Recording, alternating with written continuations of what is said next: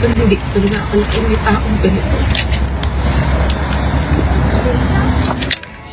Nakaupo pa naman sila. Nasa pwesto, makakawak ng pwesto, pero ganito. Ang ako lang kung tama, maluwag lang kung tama. Kaya 80 anyos, Yes. wala naman na siya kuan. Halos wala na ganit na siya kusog.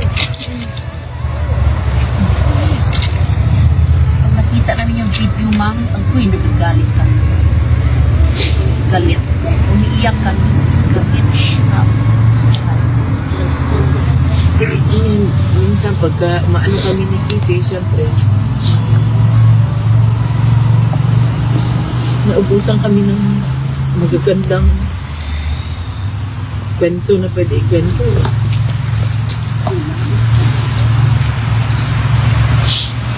Pinapalakas na namin ang loob niya. Sabi ko, pray lang tayo, pray lang tayo.